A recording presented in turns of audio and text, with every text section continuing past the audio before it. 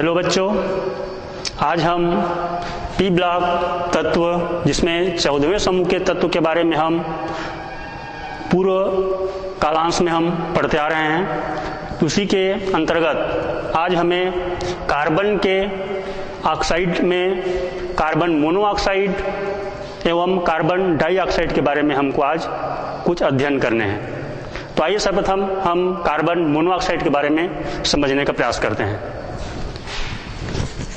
Carbon monoxide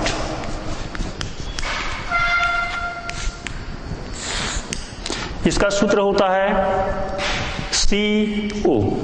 एक carbon है और उस कार्बन के साथ में एक ही ऑक्सीजन जुड़ा है, और एक का अर्थ होता है मोनो। जैसे दो का मतलब डाई होता है, उसी प्रकार से एक का आशय होता है मोनो से। तो हम कार्बन मोनोऑक्साइड जिसका सूत्र CO होता है, इसके बारे में हम समझने जा रहे हैं। तो इसको सर्वप्रथम हम बनाने की जो विधियां हैं इनके बारे में समझने का प्रयास करेंगे। बनाने की विधियां, बनाने के मुख्य रूप से कुछ हम अम्लों के द्वारा भी इसको बनाते हैं। जैसे यहां पर फार्मिक अम्ल लेते हैं अपन, जिसका सूत्र होता है HCOOH। इस प्रकार से हम इसको लिखते हैं फार्मिक अम्ल।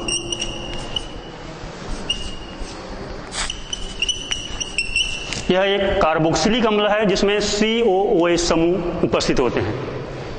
यदि हम इसको किसी निर्जलीकारक की उपस्थिति में, जैसे सांद्र सल्फ्यूरिक एसिड, सांद्र H2SO4, इसकी उपस्थिति में जब हम इसको गर्म करते हैं तो सांद्र सल्फ्यूरिक एसिड यह एक निर्जलीकारक भी होता है मुख्य गुण में।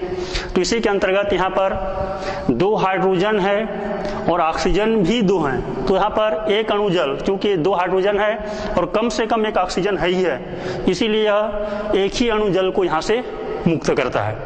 तो इस प्रकार से यहाँ से जब जल को निकालेंगे तो ये हाइड्रोजन और इसका एक OH, तो यहाँ पर बचेगा C और O, जिसको अपन कार्बन मोनोऑक्साइड कहते हैं।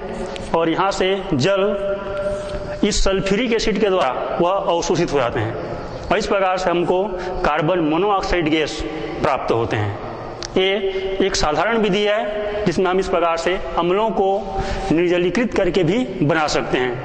आइए उसी प्रकार से एक अम्ल हम और लेते हैं जिसको हम ऑक्जेलिक अम्ल कहते हैं, जिसका सूत्र इस प्रकार से COOH और COOH दो कार्बन वाला अम्ल है जो कार्बोक्सिलिक अम्ल है। इसमें क्रियात्मक समूह COOH है, इसको हम ऑक्जेलिक अम्ल कहते हैं।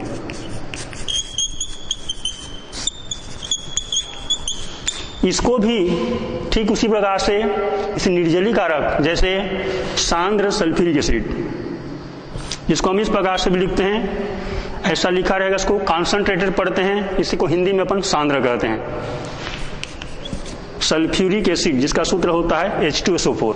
चूंकि ये भी अम्ल है और ये भी अम्ल है, हम जो निर्जलीकारक लिए हैं, तो आपस में क्रिया नहीं होगा, क्योंकि अम्ल और अम्ल साधारणतः इस प्रकार से क्रिया नहीं करते। तो यहाँ पर केवल यह निर्जलीकारक के रूप में प्रयोग हो रहा है, और इसको इस प्रकार से हम मिला करके इसको गर्म कर दें। तो यहाँ पर जो जल के अणु हैं, चूंकि यहाँ पर दो हाइड्रोजन है और ऑक्सीजन तो ऐसे चार हैं, तो कम से कम एक हाइड्रोजन होना, दो हाइड्रोजन और एक ऑक्सीजन होना ही चाहिए, तब इस प्रकार से जल के अणु बाहर निकल सकते हैं। तो यहाँ पर दो हाइड्रोजन है और यहाँ से एक ऑक्सीजन मुक्त हो जाएंगे। तो इस प्रकार से इसको मैं अंडरलाइन कर दे रहा हूँ। ये जो दो हाइड्रोजन है और एक ऑक्सीजन, ये जल के रूप में बाहर निकल जाएंगे, और इस प्रकार से बचेगा कार्बन और ऑक्सीजन, और एक साइड बचेगा कार्बन, ऑक्सीजन और